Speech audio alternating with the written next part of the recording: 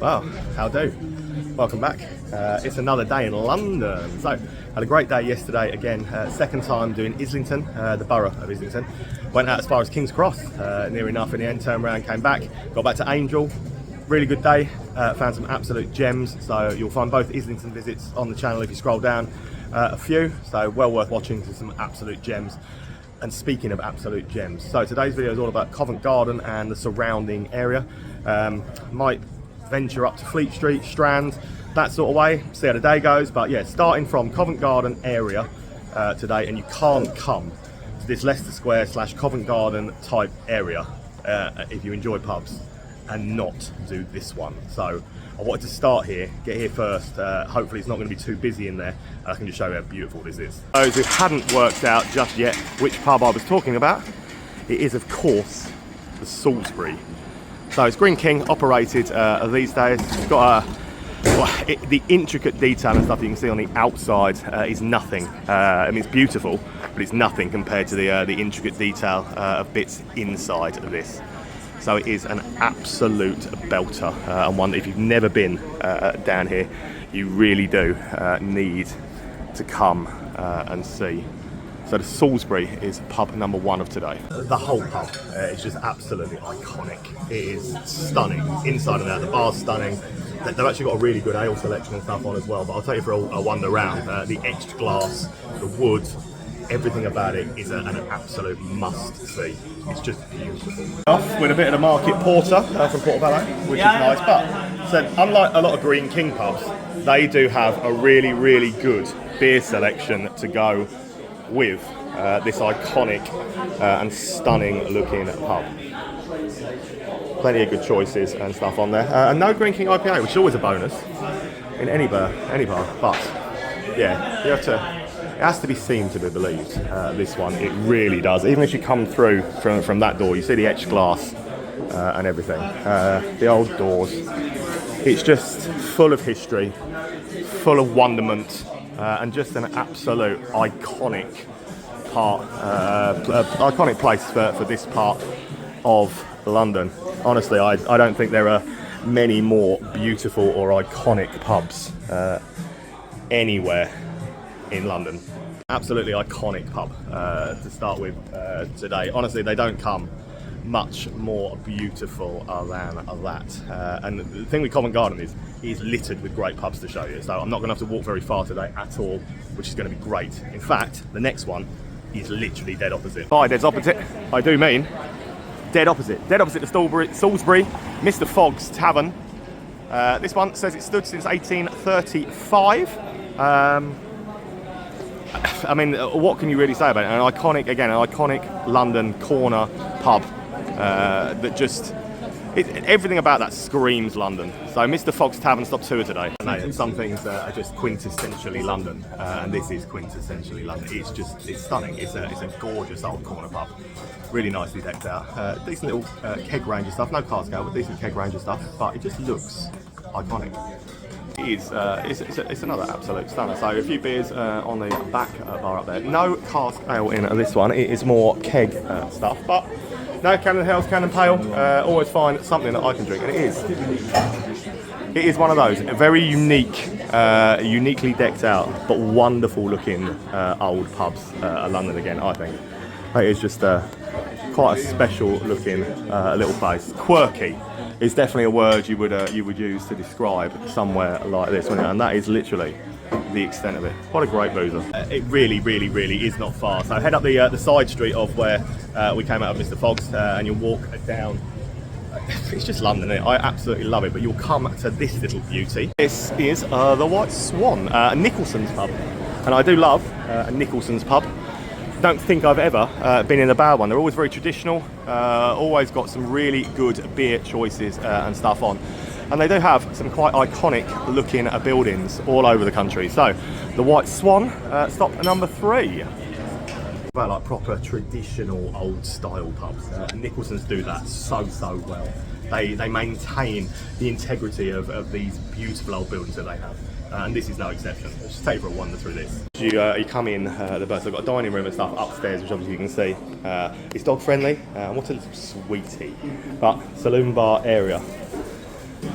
gorgeously decked out.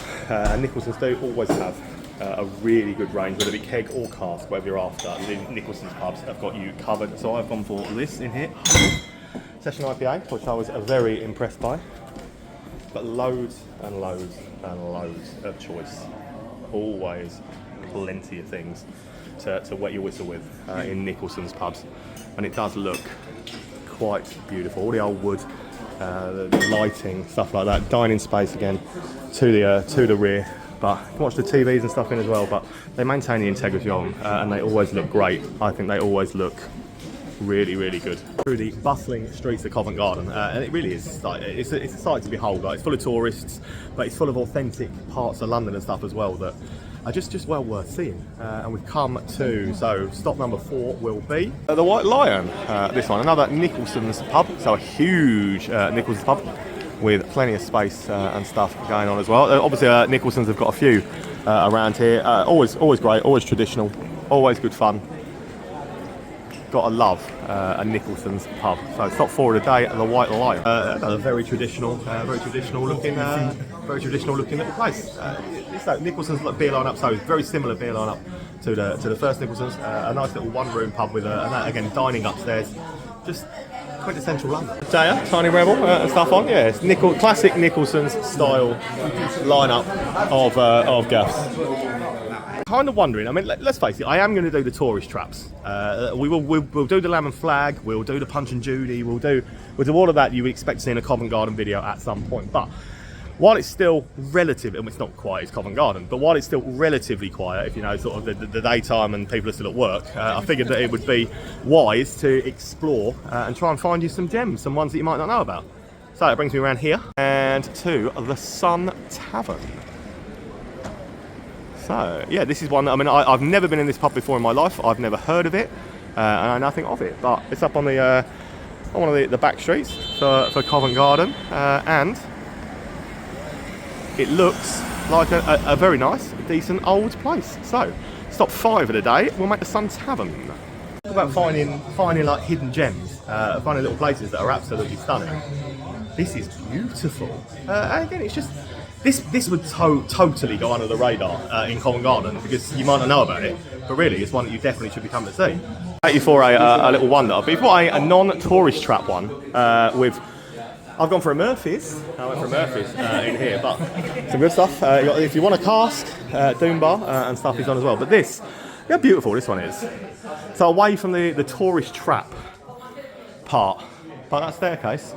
So there's an upstairs bar and a restaurant area, but that's a pretty cool looking pub, isn't it? And a little bit different to the rest of Covent Garden. Straight out of the Sun Tavern, which we actually, honestly, we thought that was an absolute belter, an absolute banger of a pub. So we are on the outskirtsy bit, so you see it's much quieter up this road, up this street. So Freemasons Hall right in front of us, which is this Freemasons Hall, so it makes perfect sense then for the next stop in the shadow of that to be called the Freemasons Arms. And again, look how glorious. So we're on Long Acre is the road I'm on. So 1896, the year on the building that we're in. And the Freemasons Arms is my 6th stop of the day so far. And I'm looking forward to it. But yeah, the Sun Tavern, literally just there.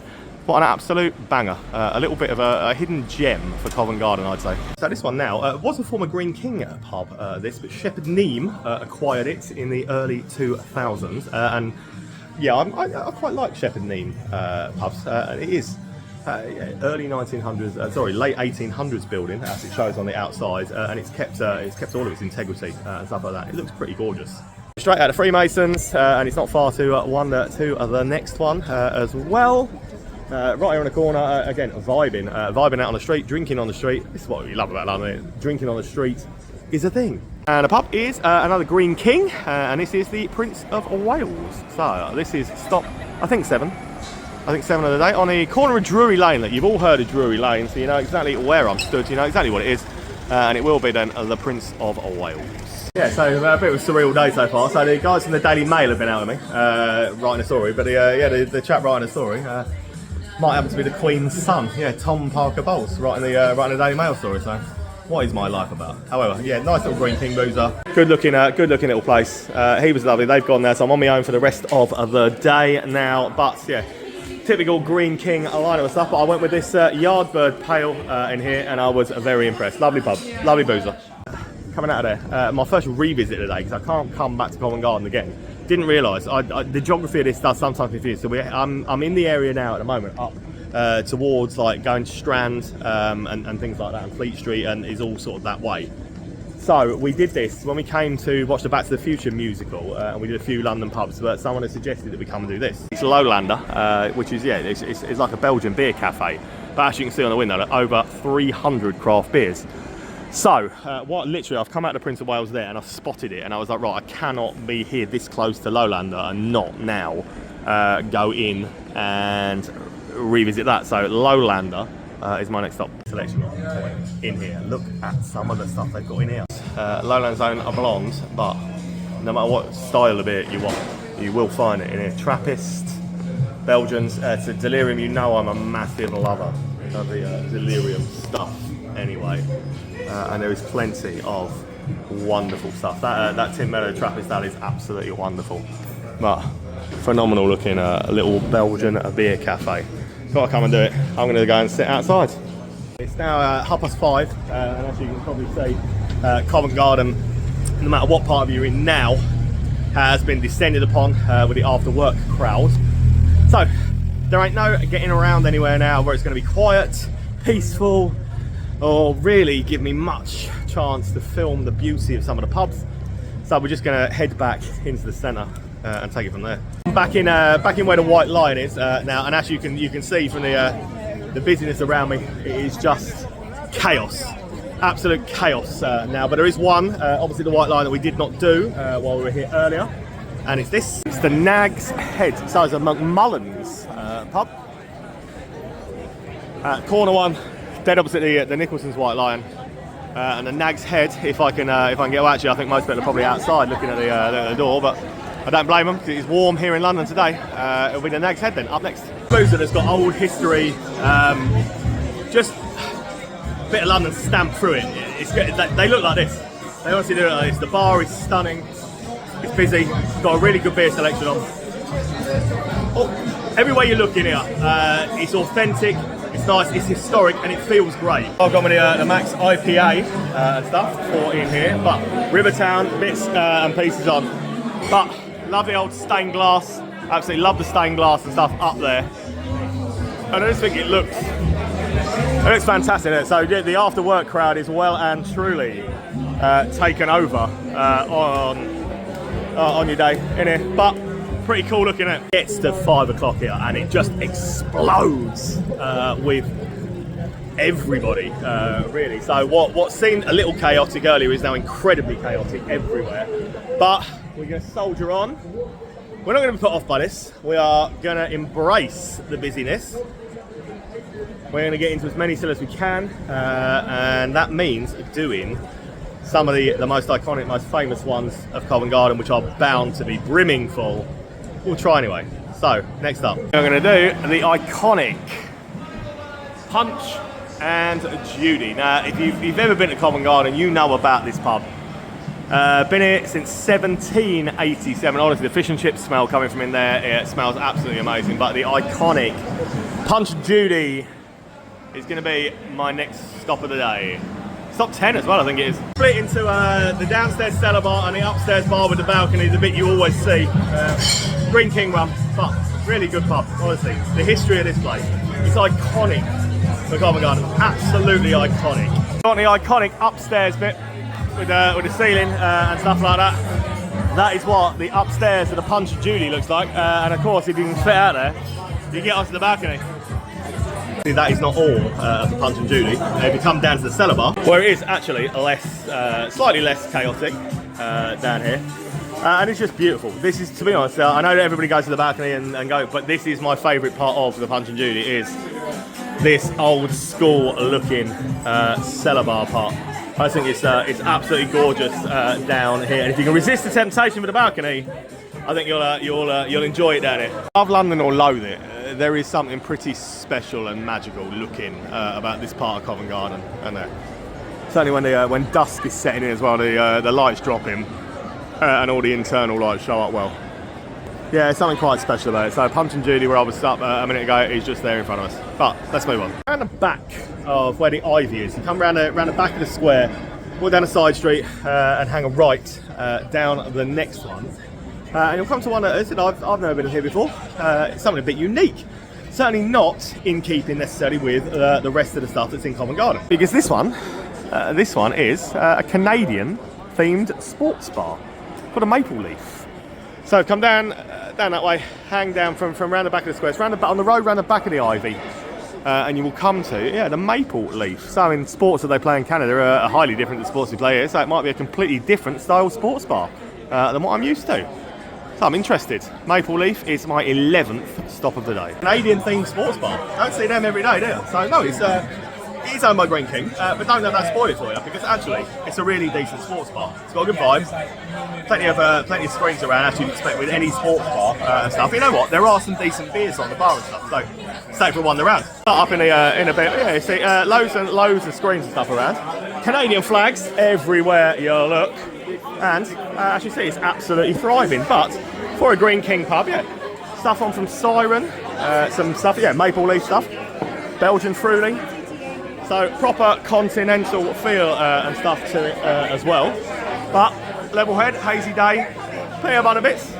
And it just feels a little bit of Canada in London. Only Canadian sports bar in the entire country. So I'm told. Come out of, or you can't come to this area at all, can you? Without coming down on Strand and coming to another one of London's most iconic pubs. And it really is one of London's most iconic pubs. Sadly, it's covered in scaffolding at the moment, which is a bit of a shame. But we're going to take you in anyway. I'm going to show you around, because this is another one of those that if you're in this area, you really should not be missing this. So it's the Coal Hole. We're on Strand. So all the theatres that you could possibly want down here on Strand. And the Coal Hole, so it does look, trust me, the building does look a lot more impressive than that on a normal day. So it's a little sad, but Coal Hole is going to be stop 12 of the day. If you want to talk iconic looking places and structures and anything else, then honestly look no further than coming into Coal Hole, because it genuinely is, it's mind-numbingly brilliant with how beautiful it is. It's one of those, you walk in, it gives you the wow factor. You walk in, you're like, whoa, look at this place. And you'll see why. Come through the front door and you're instantly greeted by little bits and pieces all the way around. But you see what I mean by the wow factor, just as you walk in and see it. And you come through, it's another Nicholson's pub, so plenty of wonderful ales on. I'll go with the Edinburgh Black. Plenty of wonderful ales and other bits on. Always a good selection. But if you want cask ales, you're not going to go shy with things like this. But yeah, iconic looking, beautiful pub. Well worth a visit if you've never seen it. Carry on walking down Strand, and you'll notice some of the iconic theatres and shows going on, including the Back to the Future musical, which if you've never seen it, trust me on this one, it's well worth going to see. I loved it when we were here. So if you come down further down Strand, got to look out for a little alleyway, because otherwise you would easily wander past and miss this one. It's an El Gwyn, and it is down this alleyway. So Back to the Future there, 6 on your side, that side, and down here. And we'll have a wander through, and there are loads of people waiting outside already, or outside, because it is a warm night in London. So why would you not want to be drinking outside in the street? And you come down here, and you will find the free house that is the El Gwyn. So this one it's a Young's pub, but it's compact. It's very, very, very small in here, but it's full of character, full of personality, and I love a little boozer like this. Absolutely love it. And I do like Young's pubs again. I don't think I've been in a bad Young's one, and this is a great Young's one. Have a little look around it as well, while we've got a little break in some music, because it is just, I said, there isn't room, when you put 20 people in here, there is not room to swing a cat. A Young's pub, so I've got my day up, steady rolling man, you've got the Young's couple on, but yeah, you see what I mean, there's not room to swing a cat in here. Once you put 20 people in, that is it, which is why there are so many people that drink out on the street. That is the whole extent of this glorious little pub. Navigating I know it's not something I'm very good at normally, but navigating the way around the outskirts now before I work back up got to do the lamb and flag. Got to do the lamb and flag for you again. So working our way back sort of round the corner, but coming along to another sort of iconic corner street looking place, which is the Marquis. So these are the back streets of Covent Garden, where if you look that way and you think, blimey, pretty quiet, not much going on. But you come outside. I said honestly, the second the temperature hits double figures around here, people spill out onto the street to drink, and that's London for you. But the Marquis then stops 16 so far of the day, and then we're going to go a couple of doors down in a minute and get you to another iconic one. There's a pianist. Look for me. Don't you have my good girl? He's really good. He's really good. Quirky. Definitely quirky. I like it a lot. It's packed. We'll do our best. There's even a barber's chair. But it's quirky. It really is. It's a right music bar, this. Like a proper, those records like that. Look up behind the bar now. Some records. Right behind there. He's really good. And it is a unique, quirky style vibe. I've got a lot of time for places like this. You from the other end. But yeah, so you know what? It's quirky and it's cool. I've never done the Marquis before, and I loved it. Proper little music bar. I know it's so hard to hear. Like, so if I don't know if you can hear me, I hope you can when I'm talking in there. But yeah, it's nice to see such a lovely little music bar, like just thriving and doing well. So we're sort of 8:30 now on a Thursday night, and down this part of the city, it's still absolutely buzzing. But next up then, a couple of doors down, and it is the Harp. So it's literally that close. There's the Marquis. There is the Harp. Look at that. The old structure. This is another little iconic one. It's got such a big following. This for such a tiny. It's narrow, but it's longer inside than it looks from out here. But the Harp then is stop 15, I think, on my day. Ale choices in London, and a lot of pubs that don't have an awful lot of choice when it comes to the cask ales. No such problem here, brother, because there is a wealth. They're in a wealth of cask ale and stuff on, and it's a lot to choose from. Prices in here are pretty phenomenal. So I'm going with a brick by brick, which is a red ale, but yeah, you're not going to go shy of an ale in this bad boy, are you? So 2 more on there as well, and plenty of other stuff. But see what I mean? Long, narrow, a lot longer than it looks from the outside. From the front, it just looks like it's a tiny little fronted pub, and that is it. But there is also a first floor bit where you can hire out, but the back view of it, I think you'll agree with me. It's a lovely looking place, and yeah, you don't find an ale choice like that in London that often. So that is the Harp. There is even a little upstairs room with some little additional seating in. Cheers, brother. Cheers. Hey, man. So follow this man on Facebook. There we go. Find me in the pub, and you will find him in the pub, which is where he found me. So follow this man. You won't regret. Easy little wonder. A 3-minute walk back to pretty much the centre of Covent Garden where I was earlier with the White Swan. There was one opposite it that was too busy for us to go in while we still had the photographer and stuff with us for the article. It was too busy to get in earlier, so we didn't do it. So coming back now because I don't want to leave any stone unturned. You know this. And I apologise now, so I'm about to get really, really London. Because this one, as you'll see, is called the Roundhouse. Yeah, I know, the more beer I have, the more London I become, and then words escape me, and I just start becoming a Cockney like the good old days. So it's the Roundhouse, or the Roundhouse, as I would call it, is stop 17 of my day. Yeah, Fuller's pub, and it is blatantly obvious why it's called the Roundhouse, because it is circular, pretty much, semi-circular, but it's round. So yeah, little Fuller's pub, decent little place. Fuller's beers on. So I've gone Oliver's Island in this one. So I've never had that one before, but yeah, as you see, semi-circular. So you totally don't you? You totally get why it's called the Roundhouse. But Yeah, Fuller's boozer. Straight over the road. You've never done the lamb and flag before? No, I've never done it. Calls himself a pub ticker, and he's never done the lamb and flag. Covent Garden's most prominent, most famous pub, and he's never done it. But straight over there, so the Roundhouse is just behind me, and I told you I'd get here. Told you I'd get here for you, because you can't do a Covent Garden video and not come to this, can you? So it is, of course, yeah, Covent Garden's most iconic, most well-known, every London tour guide book that you could possibly think of, especially when it comes to pubs, will have the lamb and flag front and centre of places you should go. So, circa 1623.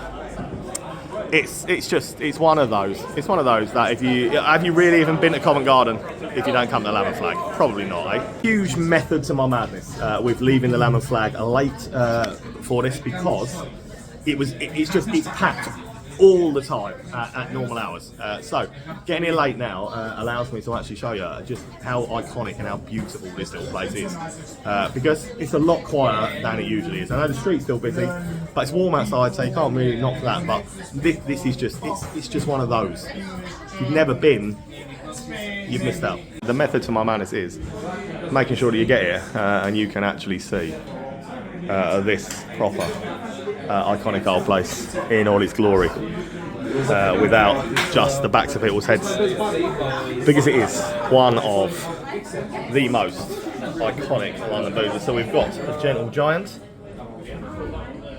which I've never had before, so looking forward to ticking that bad boy off on Untapped.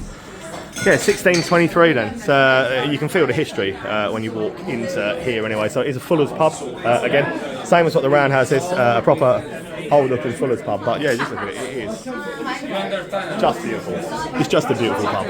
So final stop of the night. I'm gonna quit, and that'll be 18. I'm happy with that. 18. It might be 19. Like, my count is not great. But so there's a company in London called Craft Beer Co. Few scattered across. I've never been in one. Me, never been. Yeah, I know. So we're going to do this. So it's Craft Beer Co. And it calls itself online Craft Beer Co. Covent Garden. Where we've walked to, 7 minutes, I would say, it's dead opposite the Salisbury, right? I would say this is more Holborn than it is Covent Garden, but it calls itself Craft Beer Co. Covent Garden. So it makes perfect sense to end on this for Covent Garden. Let's get in and see exactly what craft beer they've got. Rare that I'm left speechless by a beer lineup, but I wanted to come in this for so long, and yeah, it is, yeah, 42 lines, 42 cask, keg, amazing. Yeah, there are far too many for me to just focus on what we're doing for you, but just look.